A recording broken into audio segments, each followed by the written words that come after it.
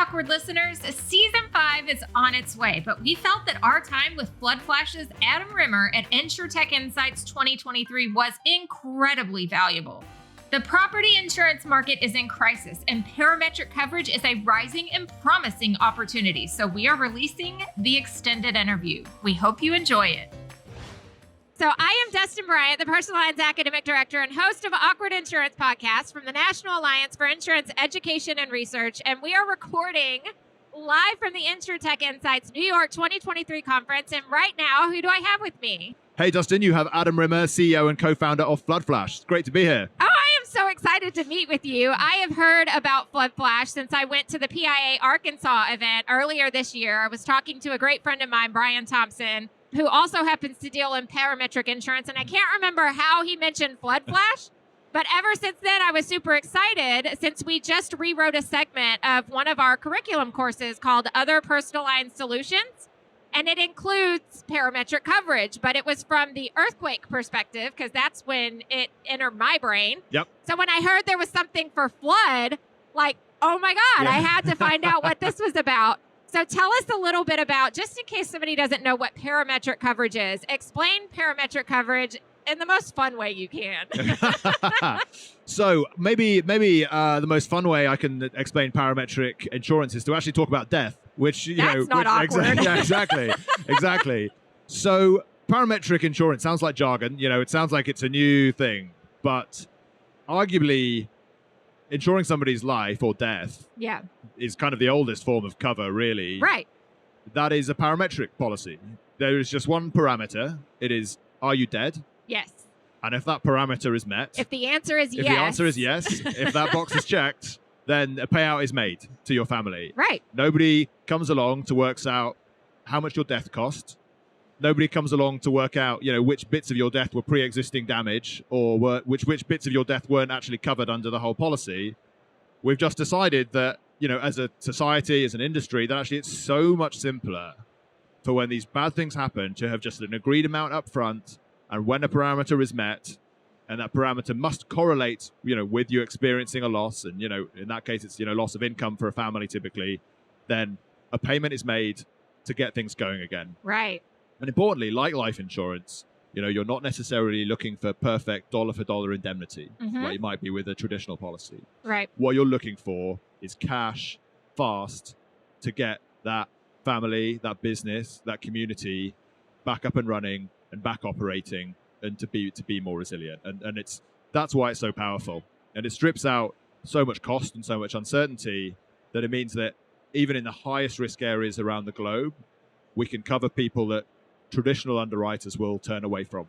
Right. And that, when we talk about like the global protection gap, every year $70 billion of flood damage, $58 billion of that is not covered by insurance. Right. Given the whole point of insurance is to protect people when the worst happens, that's the thing we need to start protecting. And only by removing that cost, removing that uncertainty, will underwriters start taking on that risk for the first time. Right. That's what parametric insurance can do. I love the concept of parametric insurance. Claims processes are just stressful for clients anyways. They call in, they've got a claim, their brain is frazzled, and sometimes the agent, they're trying to filter through their emotions and everything else, and just being able to say, you know what, the parameter has triggered, you're good, your check is on the way. And because it's so tech involved, a lot of times that check is on the way as quick as they can say, I've had a claim. So I really do love that. Yeah, and they don't even need to say I've had a claim, importantly. You haven't had a claim yet? No. The insured doesn't need to say that they've had a claim. Right. We already know.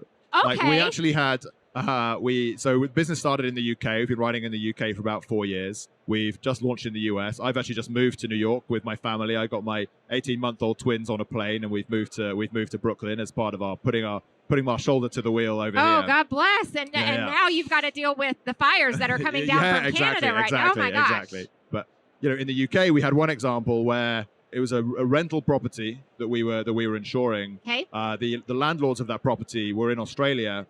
Their first time that they were finding out about their claim, and we were confirming their bank details to transfer them their payment. Wow. That's pretty cool, right? But I am trying to imagine their mindset of not being anywhere near their property. Yeah. They're in Australia and they get a call. Here's a payment on the way. And they're like, payment for what? Wait, what? Yeah, exactly. What did you say happened? Exactly. And the whole thing is transformative after an event. So it's typically commercial properties that we do, all types of classes of business. So we do 2 Premier League football clubs, for example. We do a single malt distillery. We do a championship golf course. We do one UNESCO World Heritage site, which is quite cool. Yeah. So it's a whole load of different type of businesses. We put a sensor on the external wall of their property. That tells us if water reaches a pre-agreed depth. So the parameter is depth of water. Sure. The client chooses a trigger depth. If that happens, it sends the data to us, and we can then process the claim. So a commercial flood claim, you would typically expect maybe 6 months for that to be fully sorted. On the 22nd, sometimes a lot longer than that, yeah. Right? If it gets sticky, you're talking years of litigation and lawyers and all sorts. Especially here in the U.S. when FEMA is involved. I've only been through one massive horrible. Claim, It's horrible. Flood claim event, and it's just a lot of documentation. The client that I had, they had to go back 20 years for a prior flood and find proof of repairs for that flood damage, exactly. which they didn't even own the property then. Horrible experience. Yeah. So on the 22nd of November last year, we settled a full commercial flood claim in 3 hours and 50 minutes. Wow. And that's not from claim reported to claim approved like a traditional carrier would measure it. That is from water hitting the building to cash hitting the client's bank account. Wow, you're kidding. That's amazing. Pretty cool. So tell me about the sensor. You said that they get to choose where the depth. That's right. So I brought one here to show you guys. I see that. I appreciate this won't translate particularly well to the podcast So format, I want to kind of describe it in my layman's terms real quick. This looks like a fluorescent light bulb. Yep. That's what it looks like. Exactly. With a computer chip on the end of it. Yeah, right. Exactly. So in the real world, these are so this is a transparent version that I brought to show Dustyne. So you can see the workings inside. In the real version, these are opaque, so you can't see what's going on. Sure. But effectively, you have what is mostly a cell phone at the top. So it has a SIM card, modem, antenna, memory chip, and then you have the measurement system that sits below that, and that gives us a millimeter level reading of flood depth. The sensor's also pinging us what we call a heartbeat signal once a day to make sure that it's still alive. It's got a battery that will last for about 10 years. Awesome. So we fit it installed with really strong brackets. It's been tested through 3 storms in the UK now. So it's not going to float away. It's not going to float away. Okay. Yeah. That's good. Exactly. That was one of the first things we wanted to make sure that we, So did you go through some prototyping of that where you're like, here, let's put it here, and they're like, oh, there it goes. We gotta bring it back. We did a lot of work on this. So the sensor design is led by my colleague Pete Codling. He used to be a product engineer at Dyson before he came to work with us. Awesome, amazing vacuums. Exactly. Great vacuums and now great flood depth sensors. So yeah, this sits on the external wall of the client site, measures flood depth. The client can choose the parameter or can choose the trigger depth, and they can choose the payout based on what works for them. And we can help with that as well. Sure. Often our clients are in higher risk areas, so they will typically buy an NFIP policy, effectively as their primary layer, but they're then exposed for things that aren't covered under NFIP. That could be business income cover. It could be, if it's a condo, it could be swimming pools, things like that. And also they're not insured over that 500K for commercial, 250K for residential. So they need cover above that. Okay. So we will help them select those trigger points. So effectively the parametric policy kicks in when their NFIP policy runs out. And these are people in high-risk areas that the traditional market won't touch. But we were able to do it using this mechanism on a way that is profitable for the underwriters. Yeah. And so the underwriters here are Munich Re. It's all underwritten through Lloyd's of London. So it's all A-rated paper, largest reinsurance carrier in the world. Amazing. And because they believe in this as well, right? They believe that their real growth opportunity in insurance over the next 10 years. Especially in flood. Right. I mean, of all the catastrophic losses, I think flood is probably one of the most applicable for this. Yeah, it really is. And so, and this sensor, this piece of hardware helps us do that. Yeah. So it's installed on the external wall of the client building. It's got its own self-contained self-contained power. We obviously don't want to be relying on mains power or Wi-Fi in the event of a flood. So it pings it to us through the cell tower. We take a look at it, make sure we're happy with the readings, and then, as I say, we can release the payment with real speed, which makes businesses more resilient, makes communities more resilient. And, that's ultimately what we're here to do, to help more people recover from catastrophe. Awesome. So if an agent or an agency or a company is looking to add FloodFlash to their product offerings, how do they do that? Yep. So they can head online to our website, www.floodflash.co, or they can email enquiries@floodflash.co, and we can take it from there. So on the website, you'll see it both has UK and US pages. Hit the stars and stripes at the top. That'll take you to the US page, and you can get in touch that way. Awesome. So you founded this company, right? That's right. Yeah. What made you think of this? Yeah, do you have a background in insurance? Yeah, good question, Dustin. Yeah. So great, let's do flood. This is a good place to tell the story, actually, because the story of FloodFlash starts in New York, funnily enough. So Ian Bartholomew, my co-founder and our chief underwriting officer, and I, we both used to work together at RMS, the catastrophe modeling firm. And so RMS typically build computer models of floods, earthquakes, hurricanes, even like terror attacks, pandemic disease spread, all these kind of low frequency but high severity events. Ian and I worked on what was called their capital markets team. So we would structure and model triggers on something called insurance-linked securities or catastrophe bonds. And these are kind of like reinsurance products. They effectively allow insurance companies or large infrastructure providers to transfer risk outside of the circle of insurance companies to the wider capital markets. So a pension fund or a specialist hedge fund might take on that risk in exchange for a return. And that's great because it means this insurance risk, the risk of a catastrophe, is not being held within this relatively small circle of insurance firms. Right. It means it's being spread through, these much, much wider capital pools for which, a $200 billion hurricane, which would be a massive hit for the insurance industry, is actually a relatively small hit for the wider capital market. So it makes the world more resilient, which is exactly what we want. Of course. Now, most of those work like traditional reinsurance, where they have, if losses exceed a certain amount, they pay out. A subset of them have these parametric triggers, and that's where Ian and I first saw this idea happening. We first saw this in action. And it was here in New York where we worked on one for the subway after Sandy hit back in 2012. Okay. So $20 billion or so of damage in that event, right? Right. If you'd gone to try and catch a subway train from Lower Manhattan, in October that year, you would have been pretty disappointed. Right. Afterwards, their insurers paid them, of course, and they when it came to renewing, that was a challenge, right? And this is what happens to small businesses, to homeowners all around the world, right? When insurers realize they're a higher risk, they really don't want to offer that cover. So the subway and the MTA, they looked for an alternative solution to fill that, and it's actually Ian, my business partner, worked on that solution and structuring that solution. And we put together a parametric policy that would pay the subway if water levels at a tide gauge right at the Battery here, at the tip of Manhattan, measured something like Sandy happening again. Mm-hmm. And that was when Ian and I looked at each other and said, hang on, this is amazing.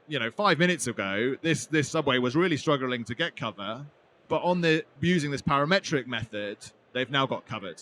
Right. And the reason they're able to do that is because the parametric underwriters they only need to work out what's the probability of water hitting that depth. Right. They don't need to care about where are all the water ingress points, what might the value of copper be on the day that we have to buy the cables to relay relay the cables in the subway, how many train carriages happen to be in the tunnels that day. All of these bits of uncertainty that makes a traditional underwriter just go, no thanks. So the parametric underwriter doesn't have to do that. Right. So that is why this is such a powerful way to cover even people in the higher risk areas. And it was seeing that Ian and I said, okay, this is great, but to issue one of these catastrophe bonds, you have to spend something like, $3 million on investment bankers and lawyers to issue one of these. So they're only available to the very biggest companies, the very biggest infrastructure providers. What we've done at FloodFlash is really quite simple. We're just turning that same idea into a mass market product. I love it. Instead of a pre-existing tide gauge at the tip of Manhattan, we've developed this sensor that can measure the flood depth directly at every client site. Right. Instead of a, months-long consulting project with RMS, we've developed a software platform that any agent can log into and instantly generate a price of parametric flood cover for any property. I love it. I love the thought of it, the ease of doing business with it, the ease from an underwriting standpoint, the ease from a claims adjusting standpoint, the ease from just every aspect that you look at it. I think it's amazing, which is one of the reasons why I loved including it in the education that we just rewrote for the program that we did. So you said you're in commercial right now. Do you Correct. have any plans for bringing it into the personal lines absolutely. market? So Flood flood insurance is one of those areas of insurance where governments often get involved. Yeah. Because it is such a challenge. Of course. So in the UK, there is a scheme called Flood Re, which effectively provides reinsurance cover for homeowner policies in high-risk areas. Right. So that means there's less of a protection gap for homeowners in the UK. So UK, we're focusing on commercial. Because of our experience there, we decided to start with commercial in the US, and that's all sorts of different sizes as well, right? So we have, our biggest life policy in the US at the moment, we have a $10 million limit, and that's on a facility, I think, with about $500 million of TIV, right the way down to smaller policies that might pay in the sort of tens of thousands of dollars. Right.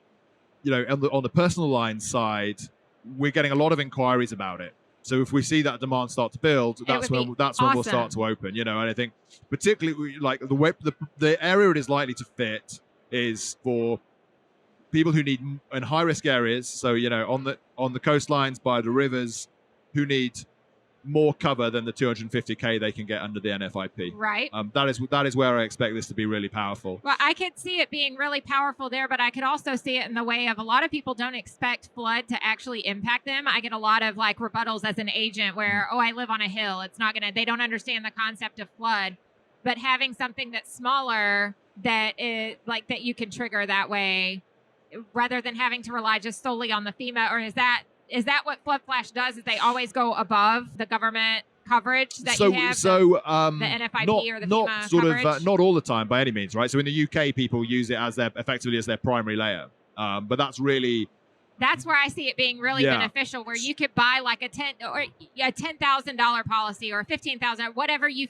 Right. Hopefully your agent is selling you better than that, because it's going to be a lot more damage than 10,000. Trust me. But I'm just throwing a figure out there in terms of like, I don't know if I want a full-blown policy, but something that could just trigger really quickly would be a lot more beneficial. And that is the beauty of parametric insurance, is that it is so flexible. Yeah. You can kind of choose your own premium depending on how much payout you want. And I think that's what a lot of consumers like, is being able to control their costs, even though that's not always the best thing to do, because you may not be getting the best coverage. But I think a lot of consumers do really enjoy the ability to control their costs. Well, that is your awkward take from Adam Rimmer with FloodFlash at InsurTech Insights New York 2023 conference. Thank you so much for sitting down with me today. Thank you, truly Dustyne. Enjoyed our conversation. That was wonderfully awkward. I really enjoyed it. Thank you. Awesome.